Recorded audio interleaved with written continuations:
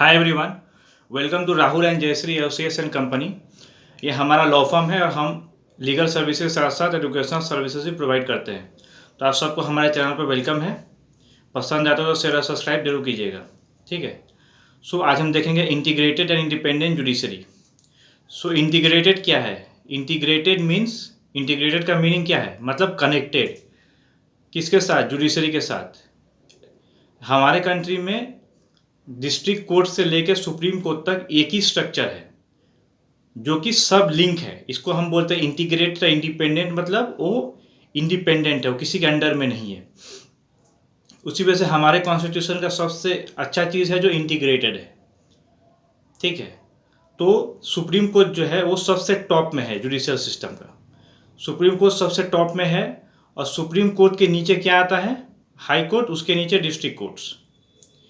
ठीक है। तो ये हियरकी है। और डिस्ट्रिक्ट कोर्ट्स में सबसे पहले मैटर्स, कोई भी लीगल मैटर शुरू किया जाता है। तो हमारे कंट्री में जो है वो सिंगल लॉज है, जो कि एक ही लॉज है जो कि कंट्री में बनता है और वो स्टेट में और सेंटर में दोनों में फॉलो होता है। और हम अगर यूनाइटेड स्टेट्स ऑफ अमेरिका के साथ कंपेयर करेंगे तो उनके कंट्री में क्या है, जो स्टेट्स अपना लॉ बनाएगा तो वो स्टेट्स का ही लॉ होगा, वो सेंट्रल में एप्लीकेबल नहीं होगा। तो हम बोल सकते हैं जो अमेरिका में स्टेट्स का लॉ स्टेट्स में इम्प्लीमेंट होगा, मतलब स्टेट का लॉ जो बनेगा वो जुडिशरी स्टेट्स के लिए काम करेगा और जो सेंट्रल का लॉ बनेगा वो सेंट्रल के लिए काम करेगा। तो यहाँ पे हम बोल सकते हैं जो वहाँ पे इन लोगों का जो है उनका सिस्टम इंटीग्रेटेड नहीं है, क्योंकि उनका लॉस अलग अलग है यूनाइटेड स्टेट्स ऑफ अमेरिका में। और हमारे कंट्री में इंटीग्रेटेड जुडिशरी है और हमारे जो लॉज है वो सेंट्रल और स्टेट दोनों में एप्लीकेबल होता है। तो हमारा कॉन्स्टिट्यूशन मेकर्स का गिफ्ट है जो कि इंटीग्रेटेड जुडिशरी है, ताकि इसमें कॉन्फ्लिक्ट कम से कम हो। अमेरिका में बेसिकली क्या होता है, जो फेडरल लॉज को फेडरल जुडिशरी में एनफोर्स करता है और स्टेट लॉज को स्टेट जुडिशरी इन्फोर्स करता है। पर हमारे कंट्री में इंटीग्रेटेड है तो ये हमारे लिए बहुत अच्छा बात है, क्योंकि हमारे यहाँ पे फिर कॉन्फ्लिक्ट नहीं होगा। इसी वजह से हमारे कॉन्स्टिट्यूशन से बहुत अच्छे से इंटीग्रेट किया गया है ताकि सब एक साथ चले। तो सुप्रीम कोर्ट को हम क्या बोलते हैं? सुप्रीम कोर्ट का दूसरा नाम क्या है बताओ हमको कमेंट बॉक्स में। कमेंट बॉक्स में बताओ। एग्जामिनेशन में, कोई भी एग्जामिनेशन में सक्सेस लेना है तो कमेंट बॉक्स में बताओ जो सुप्रीम कोर्ट का दूसरा नाम क्या है। दूसरा नाम क्या है बताओ सुप्रीम कोर्ट का, कमेंट बॉक्स में।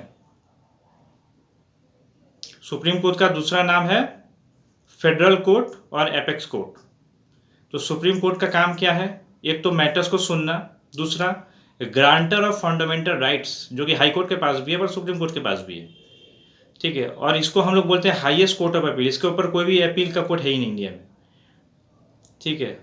और गार्जियन ऑफ द कॉन्स्टिट्यूशन, जब जब कॉन्स्टिट्यूशन पे बेसिक स्ट्रक्चर जो कि केशवानंद भारती केस में आया था, बेसिक स्ट्रक्चर के बाहर जब भी कुछ आएगा तो सुप्रीम कोर्ट उसको स्ट्राइक डाउन करेगा और कॉन्स्टिट्यूशन को ऑर्डर में लाएगा। इसको इसी वजह से बोलते हैं सुप्रीम कोर्ट हमारा गार्जियन है कॉन्स्टिट्यूशन का। तो ये बहुत इंपॉर्टेंट चीज़ें हैं। ठीक है। और ये सब चीज़ ऐसे नहीं आया है, वेरियस प्रोविजंस है सुप्रीम कोर्ट को इंडिपेंडेंट रखने के लिए। जैसे कि सिर्फ सुप्रीम कोर्ट ही नहीं, हाई कोर्ट और डिस्ट्रिक्ट कोर्ट को इंडिपेंडेंस रखने के लिए बहुत सारा चीज़ किया गया है। जैसे कि वेरियस प्रोविजंस है, बहुत सारे चीज़ किए गए हैं, ऐसे नहीं रहा है कोई। तो इम्पोर्टेंट चीज़ क्या है? सिक्योरिटी ऑफ टेन्योर ऑफ जजेस। उनका सिक्योरिटी है जो वो एज तक नहीं हटाया जाएगा। जैसे कि सुप्रीम कोर्ट में रिटायरमेंट एज कितना है जजेस का? 65 ईयर्स। तो वहाँ तक जजेस को कोई नहीं हटाएगा, उनका सिक्योरिटी ऑफ टेन्योर है। बाकी सर्विसेज में क्या होगा? प्राइवेट जॉब्स में क्या होता है, जब भी मन करेगा बॉस को हटा देगा, और जुडिशरी में ऐसा कुछ नहीं है।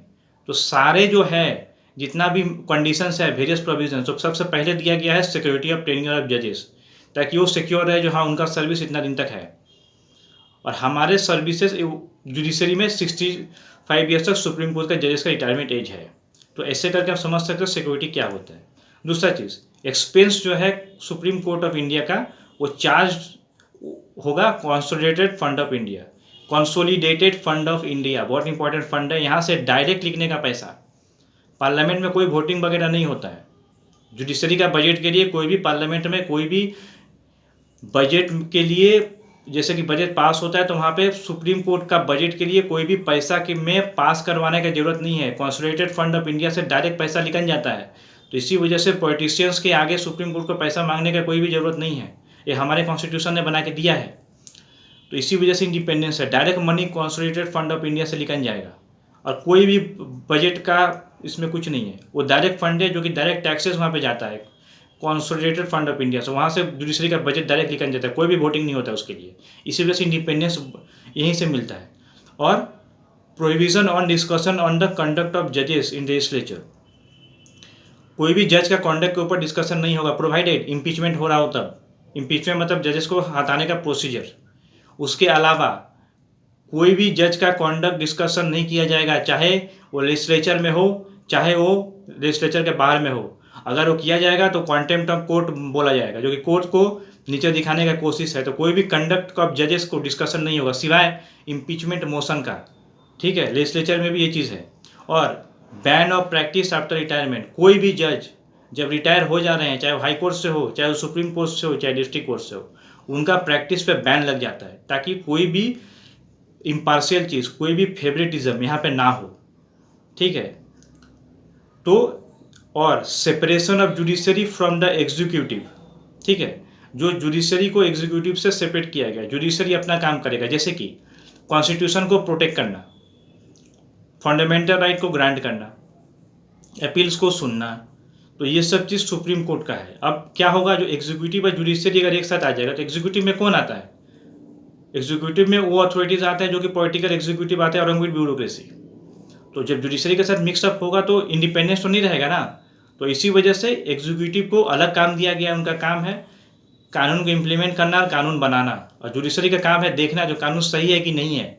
इसी वजह से सेपरेट काम है एग्जीक्यूटिव का, सेपरेट काम है जुडिशरी का। इसी वजह से एग्जीक्यूटिव और जुडिशरी को अलग अलग काम दिया गया है, ताकि वहाँ पे कन्फ्यूज़न ना हो और जुडिशरी एग्जीक्यूटिव के ऊपर टच रख सके, इवन लेजिस्लेचर के ऊपर टच रख सके। जब जब जैसे कि स्पीकर का डिसीजन होता है रिमूव करने के लिए एमएलएस को, उस केस में भी मैटर सुप्रीम कोर्ट में जाता है। क्यों? क्योंकि भरोसा नहीं होता, क्योंकि पार्टीशन मैनर में स्पीकर कभी कभी काम कर देता है, चाहे लोकसभा का हो चाहे राज्यसभा का हो। इसी वजह से एग्जीक्यूटिव को सेपरेट किया गया है जुडिशरी से। तो ये सब चीज़ बहुत इंपॉर्टेंट है इंटीग्रेटेड और इंडिपेंडेंट जुडिशरी के लिए। अगर आपको चैनल पसंद आता है तो प्लीज़ शेयर कर दो, ताकि हम अपना रीच आपके सपोर्ट से बढ़ा है, आप भी कुछ कंट्रीब्यूट करो।